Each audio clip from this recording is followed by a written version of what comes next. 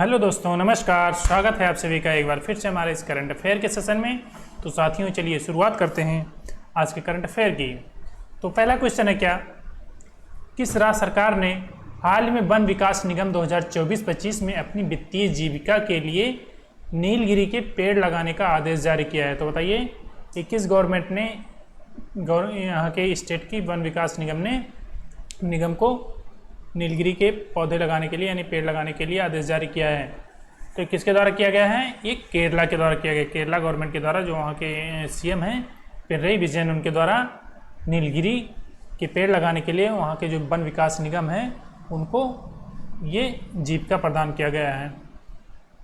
आगे देखते हैं, केरल सरकार ने देखिए वन विकास निगम जो है वहाँ के KFDC, इनको वित्तीय सहायता प्रदान किया गया इसलिए कि वहाँ नीलगिरी जो पेड़ हैं ये नष्ट हो रहे हैं, इनकी कटाई अधिक मात्रा में हो रही है। तो इसकी बचाव के लिए वहाँ पर और नीलगिरी के 660 से अधिक प्रजातियों की जो एक जीनस है, इसमें दुनिया में कुछ सबसे ऊंचे पेड़ भी शामिल हैं नीलगिरी के, जो कि ऑस्ट्रेलिया और आसपास के क्षेत्रों के मूल निवासी हैं ये। और गम के पेड़ के रूप में इसे जाना जाता है। उनमें गम संक्रमित छाल, गोलाकार पत्तियाँ और छोटे फूल होते हैं। और भारत में जो है यूकेलिप्टस स्टेटिकॉर्निस और यूकेलिप्टस शंकर की खेती आमतौर पर विभिन्न राज्यों में की जाती है।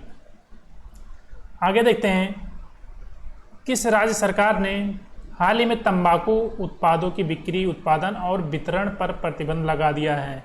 ये तो बहुत अच्छी बात हुई है कि टोबैको पर किसने बिक्री, उत्पादन और जो और तंबाकू के उत्पाद हैं उस पर प्रतिबंध लगा दिया है। तो किसने किया ऐसा? ये किया है तेलंगाना गवर्नमेंट ने। लेकिन कितने दिन के लिए? ये 1 वर्ष के लिए लगाया है। उसके बाद जैसा इनका रिजल्ट आएगा ये आगे इम्प्लीमेंटेशन करेंगे कि ये एकदम से बैन करेंगे या फिर इसे ओपन करेंगे। तो देखिए, तेलंगाना सरकार ने जो है 1 वर्ष 25 मई 2024 से 1 वर्ष के लिए तंबाकू और निकोटीन युक्त गुटखा जो है पान मसाला के निर्माण, भंडारण, वितरण और बिक्री पर प्रतिबंध लगा दिया है। क्यों लगाया है? सार्वजनिक स्वास्थ्य चिंताओं से प्रेरित यह निर्णय जो है खाद्य सुरक्षा और मानक अधिनियम 2006 के तहत ये लागू किया गया है। ठीक है, इसका उद्देश्य क्या है? जो मौखिक कैंसर यानी ओरल कैंसर होता है और इसमें काफ़ी मात्रा में जो होता है लोगों की जान जाती है काफ़ी संख्या में, इसलिए इस पर ये कार्रवाई की गई है यानी रोक लगाया गया है। नेक्स्ट क्वेश्चन देखते हैं, हाल ही में गीतानस नौशा को किस देश के राष्ट्रपति के रूप में फिर से चुना गया है?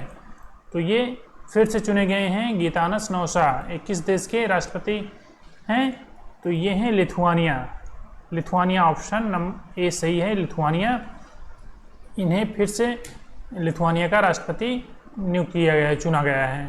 ठीक है, आइए देखिए मैप में देखते हैं लिथुआनिया को।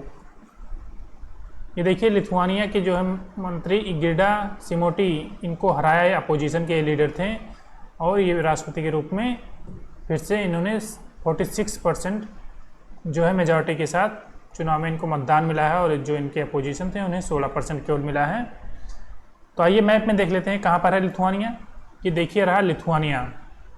ठीक है, लिथुआनिया ये रहा और इसके जो पड़ोसी देश हैं ये जैसे बेलारूस, इधर रसिया, लाटविया, ये सभी हैं। और आप जियोग्राफिकल मैप में देखिएगा तो ये रहा लिथुआनिया और ये गल्फ ऑफ रीगा और ये बाल्टिक सी रहा। इंपॉर्टेंट है बाल्टिक सी। बाल्टिक सी के किनारे ये लिथुआनिया है, लाटविया लिथुआनिया, लाटविया और स्लोवाकिया, ये तीनों जो हैं इन्हें बाल्टिक कंट्री के नाम से जाना जाता है क्योंकि ये बाल्टिक सी के इनके तट पर बाल्टिक सी है। ठीक है, तो ये रहा लिथुआनिया। आप अच्छे से मैप में देख लीजिए। देखिए पोलैंड, रसिया और इधर लाटविया, इधर बेलारूस, इनके साथ सीमा साझा करता है। किसके साथ? लिथुआनिया के साथ। ठीक है, नेक्स्ट क्वेश्चन देखते हैं, कैंपी फ्लेग्रेई हाल ही में समाचारों में देखा गया 21 देश में स्थित ये सक्रिय ज्वालामुखी है। तो बताइए, मैप लगा है, आप लोग बता सकते हैं कि कैंपी फ्लेग्रेई ये कहाँ का है? ये देखिए ये रहा इटली में। ठीक है, ये रहा सक्रिय ज्वालामुखी। अभी इसमें हाल ही में विस्फोट हुआ था इसलिए ये चर्चा में था। तो ऑप्शन ए इसका हो जाएगा इटली। ये देखिए गल्फ ऑफ नेपल्स हैं और टेरियनियन सी इधर रहा। हम आपको इटली का मैप में ले चलते हैं, अच्छे से दिखाते हैं। ये रहा इटली, और सबसे पहले इसके जो पड़ोसी देश हैं उनको देख लेते हैं। ये रहा फ्रांस, स्विट्ज़रलैंड, ऑस्ट्रिया, स्लोवेनिया, और ये क्रोएशिया। देखिए हल्का सा सीमा साझा शायद नहीं करता है, कि यहाँ से स्लोवाकिया ही करता है, ठीक है। और देखिए इटली, और ये यहाँ पर ये ज्वालामुखी है। तो ये देखिए ये मेडिटेरियन सी में है, मेडिटेरियन सी, और इसमें छोटे छोटे और सी हैं, जैसे टायरन सी है और लिगुएनियन सी, और इधर एडियाटिक सी बहुत इंपॉर्टेंट है, और आयोनियन सी। यहाँ पे आप लोग को इस मैप में आप लोग को प्रॉपर विजुअल देखिए, आयोनियन सी, एडियाटिक सी, और इधर गल्फ ऑफ बिनसे, ये देखिए बहुत इंपॉर्टेंट है, गल्फ ऑफ बिनसे। और ये रहा लिजोरियन सी, और ये टेरेनियन सी। तो ये इंपॉर्टेंट है। और ये एक स्टेट है, यहाँ पे देखिए स्टेट ऑफ बेनफोर्स है। तो ये आप लोग देख लीजिए, पूरा इटली का ये है पार्ट है, ये देखिए क्रोएशिया का पार्ट है। और ये सिसिली एना, आप लोग को यहाँ पर एक चर्चा में भी क्वेश्चन था, यहाँ पे भी एक ज्वालामुखी थी, तो ये भी हमने आपको पढ़ाया था अच्छे से।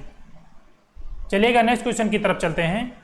तो इसका है ये जो कैप्री फ्लैग रही है, ये इटली में है, तो आप लोग इसे याद रखिएगा। गल्फ ऑफ नेपल्स जो है वहाँ पे पास में पड़ता है, और इसके पास में है बे ऑफ पॉजुली, बे ऑफ पॉजुली है। देखिए यहाँ पर देखिए इटली के जो कैंपी फ्लोगेरी सुरावकी क्षेत्र है, यहाँ पर देखिए नेपल्स के पास एक कैंपी फ्लोगेरी की एक सक्रिय ज्वालामुखी प्रणाली है, ठीक है। नेक्स्ट क्वेश्चन है, भारतीय पुरातत्व सर्वेक्षण ने हाल ही में किस राज्य में नवपाषाण युग की चट्टान की नक्काशी की स्थापना की है? तो बताइए, आर्कियोलॉजिकल सर्वे ऑफ इंडिया की कहाँ पर फाउंडेड किया है? Neolithic age rock. तो ये गोवा में किया गया है, कहाँ पर? गोवा में। ऑप्शन ए इसका राइट हो जाएगा। याद रखिएगा, नवपाषाण युग की चट्टान की नक्काशी की स्थापना की है कहाँ पर? गोवा में। बहुत इंपॉर्टेंट है। तो देखिए गोवा के मॉक्सी गांव में नवपाषाण शिला नक्काशी की पुष्टि की गई है। सूखी जारमे नदी, यहाँ पर जो नदी थी एक जारमे, वो सूखी है इसलिए सूखी नदी जारमे कहते हैं इसे। इसके किनारे जो है मेटावेसाल्ट चट्टान पर नक्काशी जेबस बैल और मृग जैसे जानवरों के साथ साथ पैरों के निशान और कंप्यूल को दर्शाती है। और भारत में प्रागैतिहासिक जो रॉक हैं उससे पेंटिंग ऊपरी पूरा पाषाण काल से लेकर जानवरों की आकृतियों की विशेषताएं हैं, ठीक है। और मेसोलिथिक तक ये मानव दृश्यों के साथ और नवपाषाण चालकोलिथिक जो है मिट्टी के बर्तन और धातु के औजारों को दिखाता है। इसमें ये जो यहाँ पर मिला है, स्थापना किया गया है। नेक्स्ट क्वेश्चन है, हाल ही में गोवा का स्थापना दिवस कब मनाया गया? तो बताइए गोवा स्थापना दिवस कब मनाया गया? तो ये मनाया गया 30 मई को। 30 मई को गोवा स्थापना दिवस मनाया गया। ऑप्शन है इसका राइट हो जाएगा। अब देखिए दिवस से आया तो हम आप लोग को दिवस जरूर रिवाइज कराएंगे, जिसके कारण आपको अच्छे से याद हो सके। तो 30 मई को हिंदी पत्रकारिता दिवस के रूप में भी मनाया जाता है, क्योंकि हिंदी के पहले अखबार की शुरुआत 30 मई 1826 को हुआ था उदंत मार्तंड के नाम से, जो कलकत्ता से प्रकाशित होता था। कभी कभी आप लोगों को पूछता है कि हिंदी का प्रथम अखबार कौन सा है, तो उदंत मार्तंड है।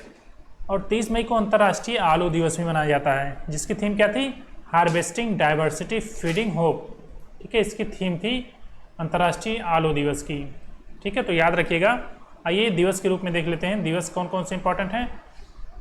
तो देखिए 1 मई को अंतर्राष्ट्रीय श्रम दिवस मनाया जाता है, और 2 मई को विश्व टूना दिवस मनाया जाता है, और 3 मई को जो है विश्व प्रेस स्वतंत्रता दिवस मनाया जाता है, और इसके साथ ही अंतर्राष्ट्रीय तेंदुआ दिवस भी मनाया जाता है। और 4 मई को जो है अंतर्राष्ट्रीय अग्निशमन दिवस और कोयला खनिज दिवस मनाया जाता है। और 5 मई को विश्व हंसी दिवस और विश्व पुस्तकालय भाषा दिवस और विश्व हाथ स्वच्छता दिवस मनाया जाता है, इंपॉर्टेंट है। 7 मई विश्व अस्थमा दिवस के रूप में मनाया जाता है, और 8 मई को विश्व रेड क्रॉस और रेड क्रिसेंट दिवस और इसके साथ ही विश्व थैलेसीमिया दिवस भी मनाया जाता है। और 10 मई को अंतर्राष्ट्रीय अर्गानिया दिवस मनाया जाता है, और 11 मई को विश्व प्रवासी पक्षी दिवस मनाया जाता है। और विश्व प्रवासी पक्षी दिवस का थीम क्या था? प्रोटेक्ट इंसेक्ट्स प्रोटेक्ट बर्ड्स, ठीक है। 12 मई को मनाया जाता है अंतर्राष्ट्रीय नर्स दिवस, और 15 मई को मनाया जाता है अंतर्राष्ट्रीय परिवार दिवस। और 17 मई को मनाया जाता है राष्ट्रीय लुप्तप्राय प्रजाति दिवस। और 18 मई को विश्व एड्स वैक्सीन दिवस मनाया जाता है। और 20 मई को विश्व मधुमक्खी दिवस मनाया जाता है, वर्ल्ड बीज डे। और 21 मई को राष्ट्रीय आतंकवाद विरोधी दिवस मनाया जाता है। और 22 मई को क्या मनाया जाता है, जैविक विविधता के लिए अंतर्राष्ट्रीय दिवस। और इसके साथ ही विश्व प्रीक्लेम्पसिया दिवस मनाया जाता है। और 24 मई को अंतर्राष्ट्रीय मारखेड़ दिवस या मारखोर दिवस कहते हैं, एक जानवर है, तो इसके संरक्षण के लिए, ये जागरूकता फैलाने के लिए लोगों में ये मनाया जाता है 24 मई को। और 25 मई को विश्व थायराइड दिवस मनाया जाता है। और 28 मई को वर्ल्ड हंगर दिवस। और 29 मई को संयुक्त राष्ट्र शांति सैनिकों के लिए अंतर्राष्ट्रीय दिवस। और माउंट एवरेस्ट दिवस जो है 30 मई को मनाया जाता है। और इसके साथ ही 30 मई को हिंदी पत्रकारिता दिवस मनाया जाता है। और अंतर्राष्ट्रीय आलू दिवस मनाया जाता है। ठीक है, हमने आपको ये बता दिया। आगे देखिएगा, हाल ही में किसने प्रवाह पोर्टल लॉन्च किया, तो बताइए किसने प्रवाह पोर्टल लॉन्च किया। तो किसने किया, ये आरबीआई ने किया। आरबीएल नहीं है, ये आरबीआई है। ठीक है, आरबीआई ने प्रवाह पोर्टल लॉन्च किया है। तो प्रवाह पोर्टल के रूप में देखते हैं क्या है प्रवाह पोर्टल।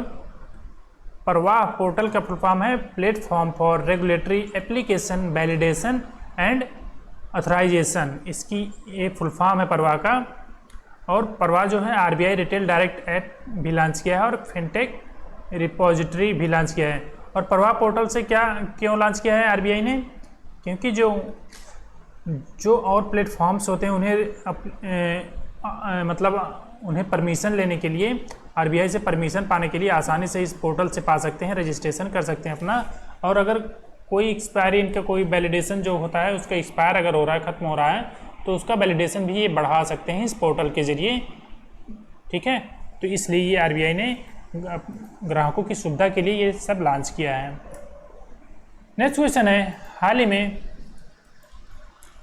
ही में एक सीजन में माउंट एवरेस्ट और माउंट लोहटसे पर चढ़ने वाले पहले व्यक्ति कौन बन गए। लोहटसे या लोहटसे कहिए, तो कौन बन गए हैं, तो ये सत्यदीप गुप्ता बन गए हैं। कौन बन गए हैं, सत्यदीप गुप्ता। तो ऑप्शन डी इसका राइट हो जाएगा। सत्यदीप गुप्ता जो हैं ये एक ही सीजन में माउंट एवरेस्ट और माउंट लोहटसे पर चढ़ने वाले पहले व्यक्ति बन गए हैं। देखिए ये जो हैं एक ही सत्र में बने हैं और कितने दिनों में चढ़े हैं, ये चढ़े हैं माउंट एवरेस्ट से माउंट लोहटसे तक 11 घंटा और 15 मिनट की यात्रा करने वाले ये पहले भारतीय होने का रिकॉर्ड भी बनाया है। और ये कहाँ से हैं, यूपी से हैं। और देखिएगा हम जो और कॉन्टिनेंट हमारे हैं, वहाँ के जो सबसे ऊंचे ऊंचे पहाड़ हैं, चोटी हैं, उनको देखते हैं पर्वत। जैसे अफ्रीका का है माउंट किलिमंजारो, और ये कहाँ पर है, तंजानिया में है, अफ्रीका में। और नॉर्थ अमेरिका का कौन सा है, माउंट डेनाली मैकिनली। और साउथ अमेरिका का है माउंट एकांकागुआ।